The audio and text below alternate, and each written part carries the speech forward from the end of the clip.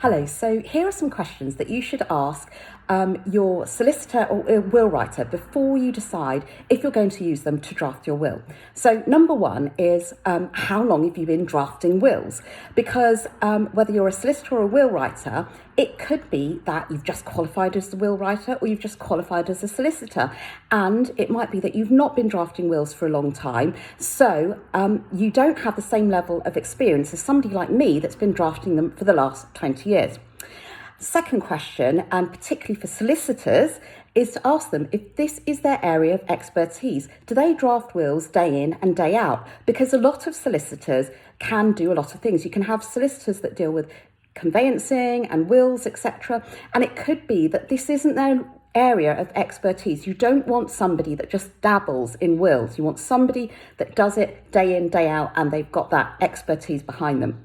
The third thing to ask is, what are their qualifications? Now, as a solicitor, you know that they've been through a training process, so they have a certain level of qualification. As a will writer, you really want to dig into this. You want to know what level of qualification they've got. Have they done a course on will writing? How in-depth was it? Did it deal with inheritance tax? And that kind of thing, because there are different levels of will writers and different levels of qualification. Now, I was a solicitor. I am now a will writer. So I've got all the qualifications that I needed as a solicitor and all that experience as a solicitor, and I've now set up as a will writer.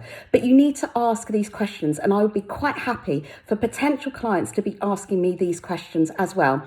And the fourth question is, how much does it cost? So you want to know that up front. And many solicitors might say, well, it starts from this amount. You want to know, when does it start to cost more? When do the hours clock up?